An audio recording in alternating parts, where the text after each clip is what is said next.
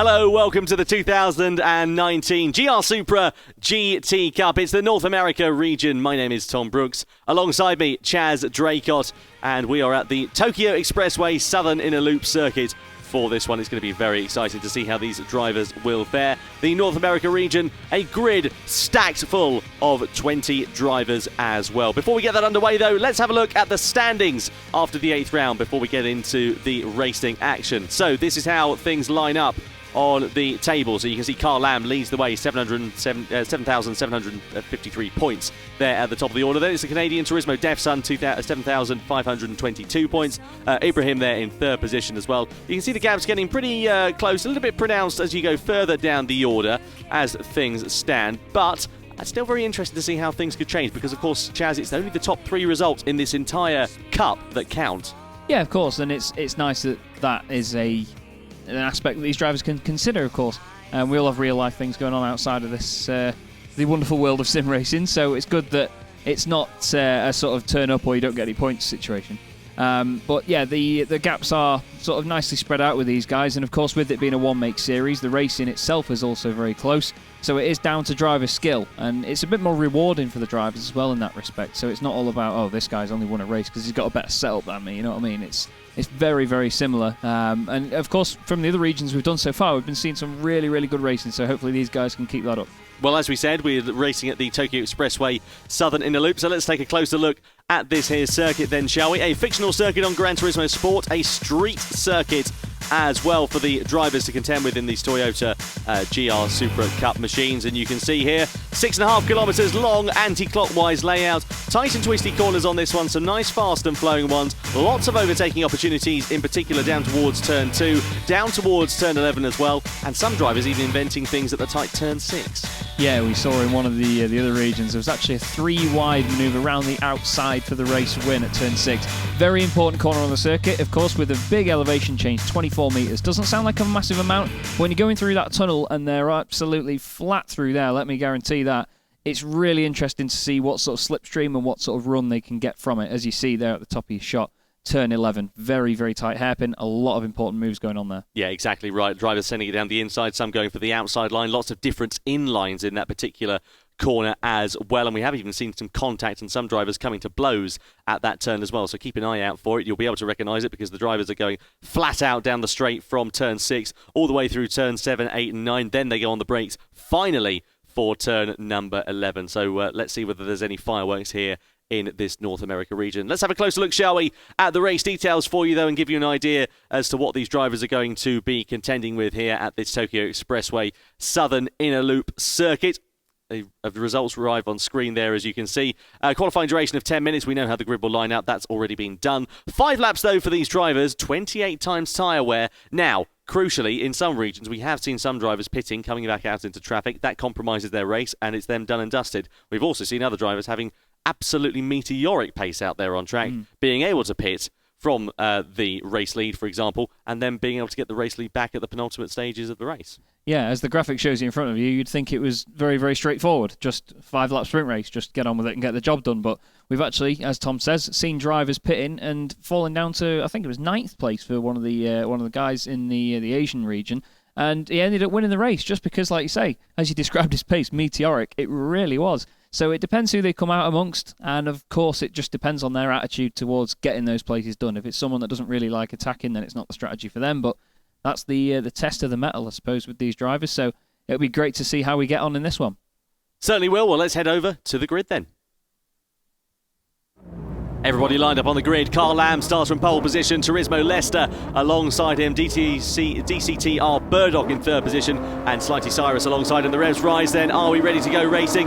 Yes, we certainly are. Wait for them to drop the clutches. Lights out and away we go. Good start from Turismo Leicester there on the outside of the front row. Keep an eye out for Slighty Cyrus as well. He's made a bad start and other drivers around him are soon starting to pounce. Carl Lamb immediately goes defensive as they head down towards turn number 1 for the first time of asking here at the Tokyo Expressway. Expressway, Southern Inner Loop. Look at NZ there getting very racy against Slighty Cyrus. He's now up into 4th place as we run on board with the Canadian driver, heading down towards turn number 2. Here is DCTR Burdock there in 3rd position, just holding on as they're still going side by side for 4th place, very close behind as well. Slighty Cyrus on the outside, NZ there with the inside line. You can sense he's going to try and think about a move, but he's not able to make anything stick as things stand. And look at that further back as well. Lots of overtakes being made, lots of dramatic action here on track as we run on board looking at the leading quartet. Yeah, it's still a very important stage of the race though, because on a street circuit it can get very bunched up, but at the same time there's not really as much space to make a move. As we go into turn 6 then,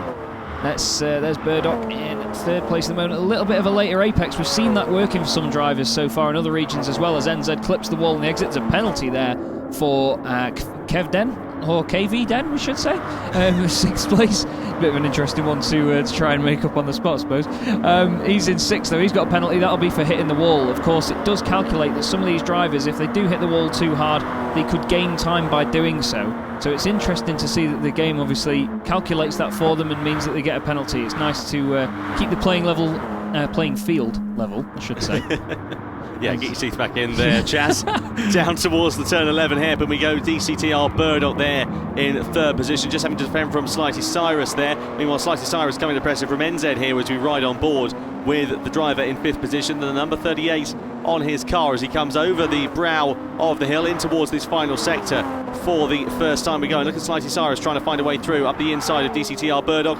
Is he going to make a move? No, he's not quite close enough against the American as things stand. The two compatriots fighting against one another. Meanwhile, Carl Lamb is being able to create a bit of a buffer to the rest of the field. 1.2 seconds it is at the moment, sorry, 1.7 seconds I should say, it is at the moment on this first lap, and let's see whether he's able to increase that as Turismo Leicester just begins to fall now into the clutches of DCTR Burdock. The good thing is for him, if these guys start battling, it'll allow the Canadian just a little bit more of an advantage. But here comes Slighty Cyrus then pulling towards the outside. Is he going to get the move done around the outside before the first corner? Yes, he is. That slipstream worked absolutely beautifully there for the American, but he runs it a bit hot into the next left-hander. That allows DCTR Burdock to close up. He goes into the back of him there, just giving him a bit of a helping hand. So these two drivers now, what they need to be doing here, Chaz, I think, is working together with one another to try and close that gap down to Turismo Leicester in front. Yeah, definitely. They've just got to sort of try not to harm each other's momentum through all these faster sections.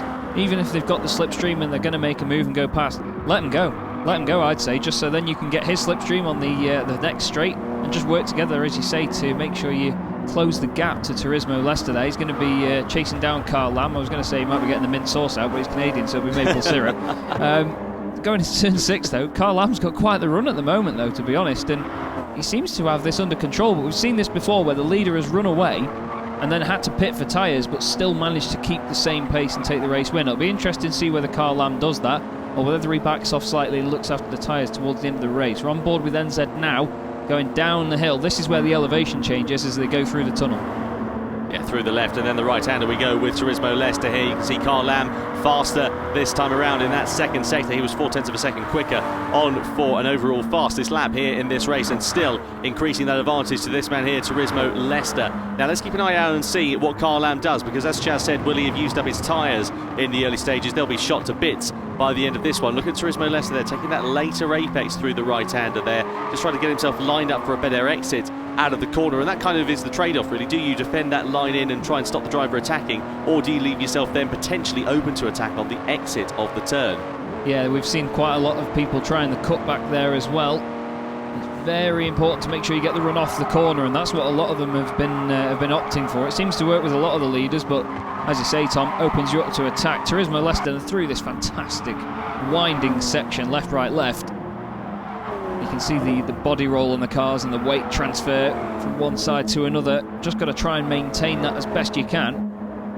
You can see a couple of the drivers in the background there just clipping the wall slightly as they come through. Over the line they go though.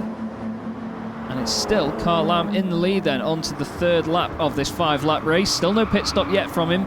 Doesn't look like there's been any pit stops from anyone else yet, but through turn 1, Slighty Cyrus here chasing down Turismo Leicester, still not giving it up, Tom. No, I think this is where we're going to see the pit stops take place on lap 3, if indeed they do take place. Maybe the drivers will go the entire race duration without pitting. Look at Slighty Cyrus there, having to go for the outside line as Turismo Leicester defends his position. He's still ahead of him though with that slipstream advantage, and he's got the position even before they've made it down towards turn 2. So a great run there through turn 1, allowed Slighty Cyrus to pull alongside Turismo Leicester, and before they'd even made the next corner, he is through into second position. That's a brilliant bit of driving there from Slighty Cyrus, keeping his nose very clean in this race. His next target will be the man in the race lead, his fellow countryman of Carl Lamb, and let's see whether he's able to close that gap down. Meanwhile, here is NZ there in 5th place, just behind DCTR Burdock. Very different liveries on these Toyota GR Supra machines. The plain blue livery machine, and then the multicoloured anime-inspired livery there for NZ. Through into the tunnel section we go, into the left-hander. 6th gear for them at the moment, 120 odd miles an hour as things stand. Through the left, then the right we go. Back with Slighty Cyrus though, meanwhile now. Is he going to be able to do anything? Is he going to be able to close that gap down to Carl Lamb? It's currently at 3.9 seconds, so let's keep an eye out on it over the course of this race. Here is Strife Herikusu in 8th position. He's got a bit of company, kind of in the middle of a bit of a GR Super Cup sandwich as things stand at the moment. Meanwhile, Carl Lamb, your race leader, into the pits there, Chaz. Good spot, and also Slighty Cyrus, the man in 2nd position, following him through. Yeah, I was going to say, actually, would Slighty Cyrus go for a pit stop? Because he got past Turismo Leicester quite quickly, and Turismo Leicester seemed to let him go, so I think he was wise to the fact he was going to be on that strategy as well.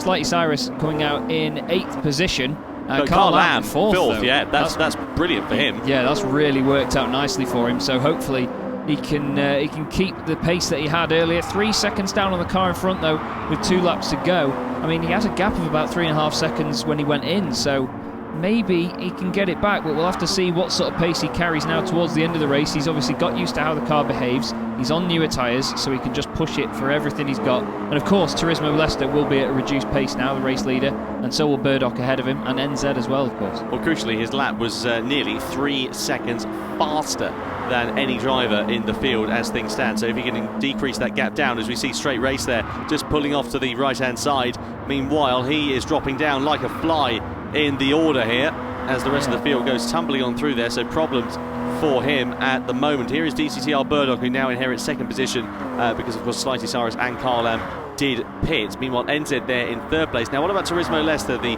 Canadian driver? He's on the penultimate lap, but surely he won't be pitting on this lap. Surely it's now a bit too late and he'll have to try and go to the end of the race. Unlike what we saw in the Oceania and Asia regions here at this Tokyo Expressway circuit here, Chaz. Of course, the gap there between all of the top 5 drivers was very, very small. Here, it's a lot more pronounced. The gap from 1st to 2nd, 2.8 seconds, and that's not counting the 1.5 seconds that he's got to make up over NZ and DTR Burdock. Yeah, and of course he'll be hoping that these guys battle ahead of him here, as they are starting to, by the look of it, as NZ closes up on the back of DCTR Burdock. They're going into the tunnel section once again, and of course the slipstream is going to help him out here. But he needs to think about that once he gets past DCTR Burdock, because obviously the gap back to him is slightly out of slipstream range, so he's not going to have that assistance on the final lap if he does get by them before that point. Slighty Cyrus here also making his way through. He's up to 6th place now, ahead of KV Den in 5th position. Sorry, behind KV Den. Here is NZ then, with Carl Lamb putting the move on him down the inside. Carl Lamb's very late on the brakes, so I don't know trying whether... to do 2 and 1, surely, isn't he? Yeah. Oh, he's thinking about it, but he didn't quite manage to make it stick. He runs a bit wide on exit there as well. Does that allow NZ to pull alongside? No, it doesn't, because his tyres are very second-hand as things stand at the moment. Meanwhile, there is Carl Lamb, and you can see in front of him now is DTR Burdock. He's closed this gap down quite significantly, and surely he's going to be thinking about a move on his fellow countryman through this right-hander. Look at the more grip, the increased grip that Carl Lamb has going through there. He's able to put the car exactly where he wants to, whereas DTR Burdock looks like he's trying to sail a cruise ship around this Tokyo Expressway circuit. It's understeering, it's oversteering, it's pitching, it's rolling. It's not behaving the way that he wants to, whereas Carl Lamb has got what looks to be a very solid package underneath him. He's got great drive coming through the final corner. He pulls alongside DTR Burdock. Does he have a lunge down the inside and towards turn 1? He's got the inside line. Has he got track position? Yes, he has. He's into 2nd place here onto the final lap. Beautiful move, just nice and precise, and he just got it done very clean, and he's through into 2nd place. So now he's going to go after Turismo Leicester. Interestingly, the gap only 1.2 seconds now And just to mention as well about the tyres and of course their life and obviously what they do to the car, it's not only how the car actually handles as well. You've got to think about the traction you can get off the corner by having good tyres as well. Oh, look at that! Contact, KV Den that is, into the wall. Yeah, into the side of that Slighty Cyrus, I think it might have been there. Those two drivers having penalties, and Slighty Cyrus, let's not forget, was a big feature in the early stages of this race. Meanwhile, the battle for the race lead is intensifying because it's now just a few tenths of a second between Turismo Leicester and Carl Lamb. So we'll cross back to that, I'm sure, in just a few moments' time. But there was some contact there. Both of those drivers trying to take penalties, and I'm not entirely sure what happened in and amongst the confusion against one another. Meanwhile, Carl Lamb versus Turismo Leicester is the battle we want to keep an eye on because it's still just 0.2 of a second separating those two for this lead of the race. We ride on board with Strife Herakustu here in 7th position, but this race lead on the final lap is going to be very close indeed, and you can see Turismo Leicester there has now lost out to Carl Lamb here on this final lap. So Carl Lamb has taken over at the front despite making that pit stop. That just goes to show what new tyres on your car can do and how much more grip you have over the rest of the field, and also when you're a very quick driver it helps as well. Here comes DCTR Burdog. Thought he was going to have a bit of a lunge there on Turismo Leicester, but backs out of it and goes deep as well. Turismo Leicester goes deep. DCTR Burdog is there to pick up the pieces. He pulls alongside him for second place as they come out of turn 11. They run nearly side by side up the hill, very close between them, but Turismo Leicester does still manage to hold on to that advantage. Yeah, it was very close, and I think, you know what, he just fainted to the right slightly, and I think he sold him the dummy because he was a bit later on the brakes. He nearly overcooked it, but Turismo Leicester just managing to hold on. But Carl Lamb is starting to run away at the front again. He's done a great job of this race so far. NZ here is waiting in the wings for these guys to either make contact or have a battle, but he's only got one corner to go before that gets decided. And there is Carl Lamb through the final corner then, just clipping the wall on the apex. Very impressive stuff here from Carl Lamb. A pit stop and the race victory in the GR GT Supra Cup. Over the line he comes, and who gets second place? It's DCTR Burdog at the line then, 1/10 of a second ahead of Turismo Leicester. He finishes on the podium. Brilliant racing between those. NZ in 4th. Nick KL from nowhere, we haven't mentioned him at all this race. He finishes in 5th place. That's a brilliant race for the Canadian. And look at Slighty Cyrus and Calm here as well. They're going to have 5-second penalties. Well, Slighty Cyrus will do half a second penalty there added to Calm's race at the end of that one. Over the line come the rest of the field. There's KV Den, who we saw with some drama on that penultimate lap after him colliding with another competitor. Meanwhile, McLaren Fiji, well, it's not been a race to write home about for the American driver, and he is very slow here on this final lap. Well, there is your race winner then. Carl Lamb, he's got the hazards on. He'll be happy inside the car, of course. Fantastic drive from him, though. And like you say, to make a pit stop and still win the race, brilliant to see that strategy coming in as well. And of course, it makes it all the more interesting from just a straightforward 5-lap sprint. It adds that extra little element that the drivers have to think about, and he's played it to perfection. And of course, comes home with the race victory. DCTR Burdock as well, of course, very well done to get it over the line over Turismo Leicester, who rounds out your podium. But look at that fastest lap as well by Carl Lamb. Almost, well, just over a second quicker than anyone else's fastest laps. That is very impressive indeed there from Carl Lamb, 2:18.986 for him. And you can see there 2:21.9 was the fastest lap. 2:21.7 was the next fastest lap from a competitor.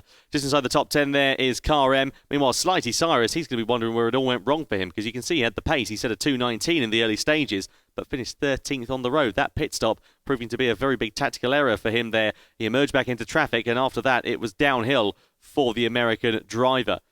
Big disappointment there for him. Just inside the top 20, you can see BSV Pruitt there, then straight raced, R. Foley and McLaren Fiji completing the top 20 competitors here. So let's have a look then at the point standings for the North America region then, as things are. And, well, we can have a look at them now. Carl Lamb still leads the way. In fact, nobody changing positions in those point standings at all.